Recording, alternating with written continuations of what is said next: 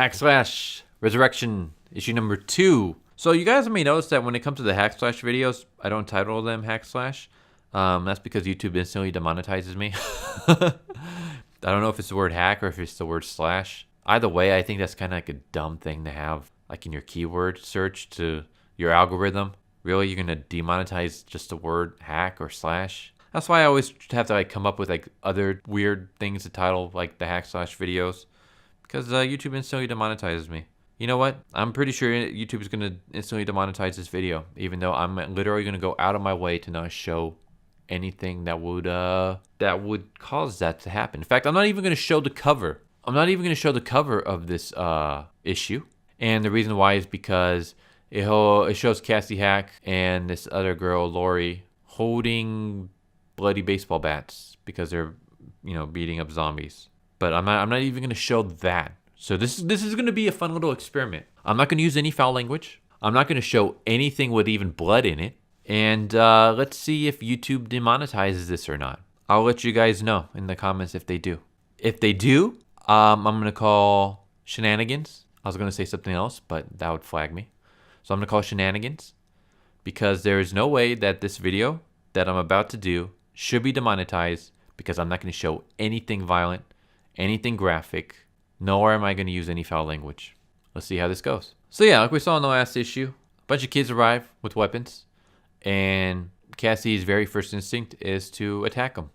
Yeah, she's gonna attack a bunch of kids. until the lady in charge, I forgot her name, stops her, and just basically, informs her, hey, Cassie, I'm glad you made it. The kids are holding weapons because we were in a meeting and they saw you come up and they were so excited to see you that they forgot to put their weapons away, which doesn't explain why they were waving their weapons around like in the end of the last issue. But yeah, so yeah, a lady whose name I forget basically gives a pamphlet to Cassie, which kind of just says welcome to Camp Indigo River. Kind of explains a little bit about what the camp is about. I'll just read this a little brief part right here. A self-actualizing outdoor learning experience for kids and tweens who have been affected by violent crime and supernatural experience. So Cassie is in her room when Lori, the lady who runs the camp, her daughter, arrives. And apparently Cassie and Lori hit it off right away. Cassie's already flustered. She doesn't know what to say because she finds this girl pretty. And apparently the girl finds Cassie pretty as well. And they're already starting to put the moves on each other.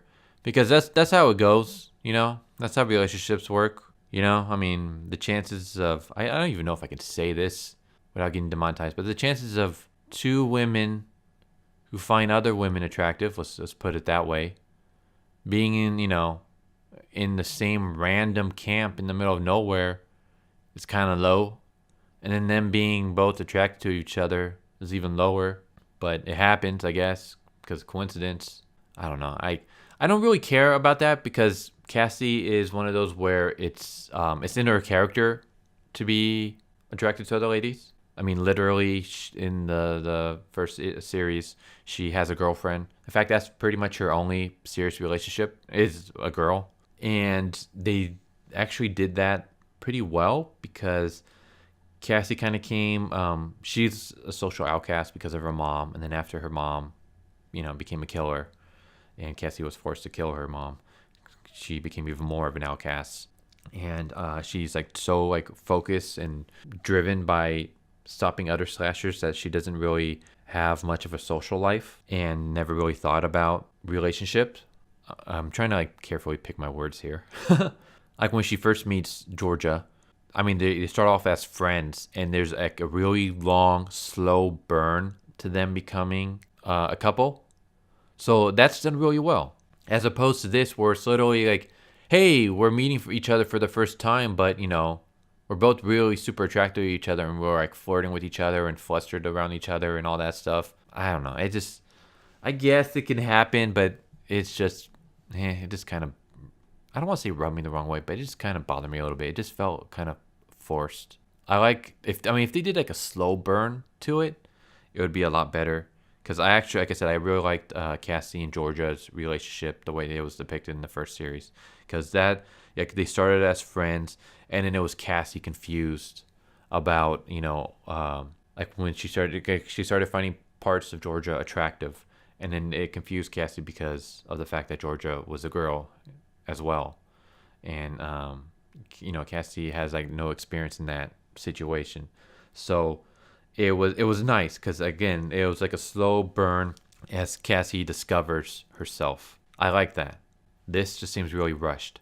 So yeah, Cassie and Lori are walking through the woods when they see what look like slashers being surrounded by the kids, and Cassie pulls out a baseball bat and bashes one of the slashers in the face with it, and then she's quickly stopped by the owner of the camp and told that the slashers are actually other counselors, and this is just a role-playing experience to kind of help test the kid's reflexes. It's kind of weird. Why would you test a kid's reflexes and also give them weapons? It would be like a kid having his parents gunned down in front of him, and then you immediately take him to a camp where he's trained to use firearms.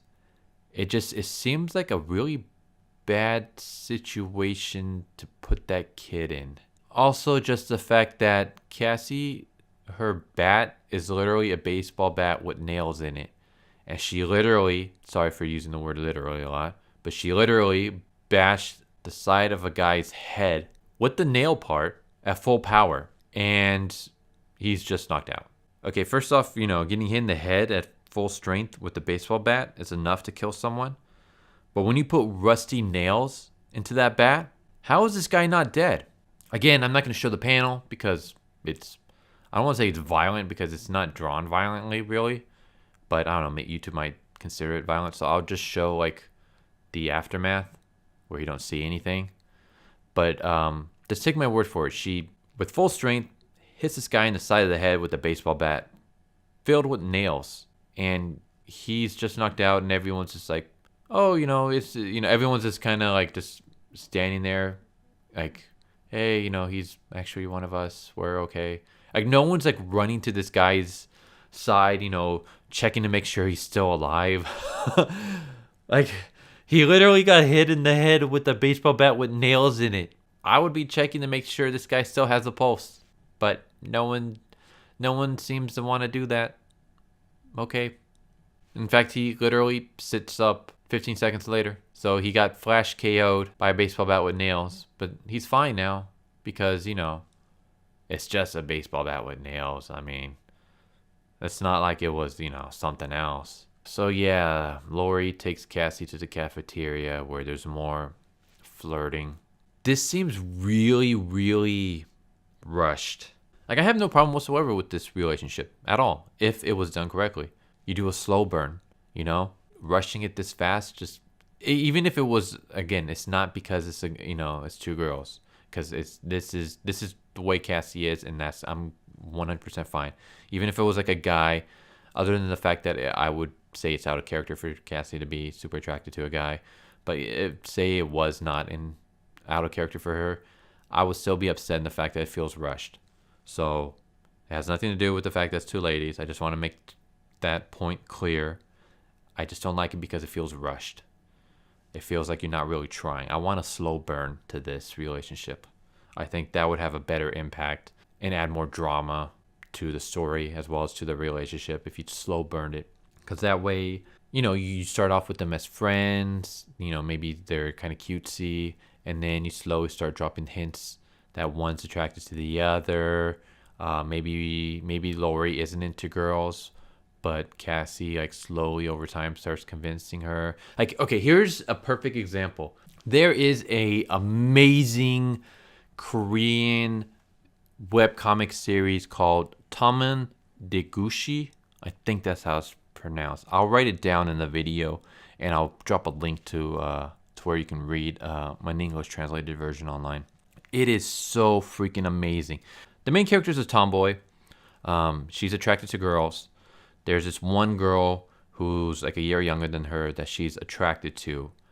And she basically befriends this girl, and you get like a lot of cute moments of them being friends. At the same time, you play up some comedy where the main character is trying to come across as attractive to this girl, like basically trying to get her attention, and also trying not to embarrass herself in front of this girl. They do this for a really long time, like I don't know how many chapters.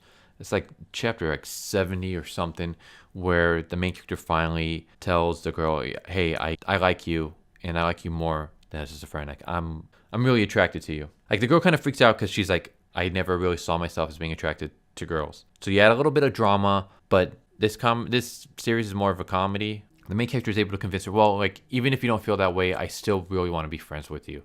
So then we do that, and it's not until recently, I think it's like 160 something chapters in, that the girl actually makes a move on the main character and kisses her. Like that literally just happened recently, and this is like 160 something chapters in.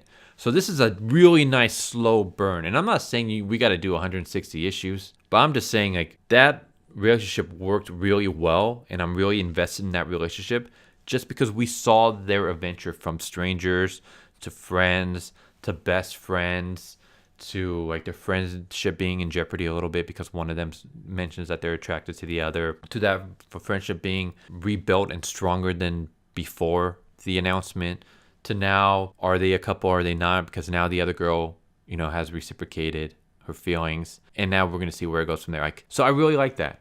This just it seems way too rushed, and it's like there's no investment in it. I feel like I spent a lot of time on that, but yeah, that's my thought on this relationship. Take your time with it. Have fun with it. Don't rush it.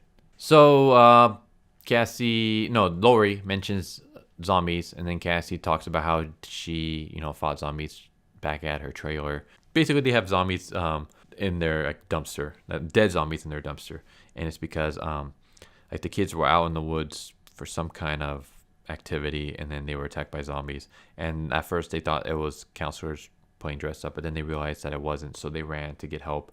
They ran and got Lori, and Lori dealt with the zombies. But they need to stop, you know, wherever the zombies are coming from. They need to investigate and put a stop to it so that the kids aren't put in future danger.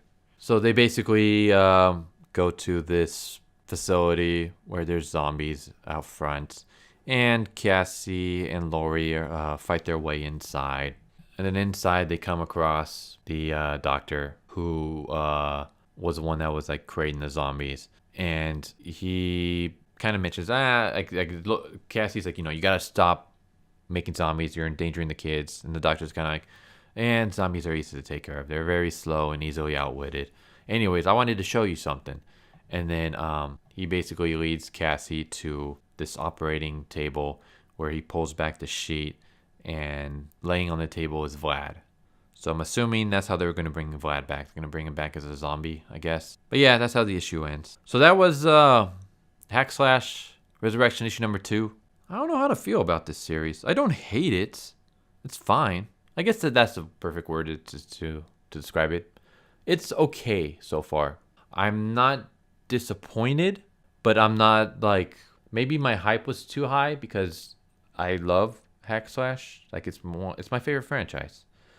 So, you know, seeing that they're bringing it back, and not just as a, you know, mini crossover series, made me super excited. So maybe I brought the hype up too much and it's not living up to that hype, but it's not terrible. It's okay. Things I like about it, things I don't like about it. I already kind of mentioned the stuff I don't really like. It's mostly just, I don't know, some of the things just don't make much sense, and some of the things I feel like it would be a lot better if you just took your time. But it's not terrible. I'm going to continue with it. It's not enough for me to drop it. Like I said, if I were to grade this, A+ being, you know, perfect, F being a fail, C being it's just average, I would give it a C+. So, you know, it's average. It's not subpar. It's not, you know, great or good. It's just okay. But yeah, that's Hack/Resurrection issue number 2. Hope you guys enjoy this video, and I'll catch you guys next time. Later.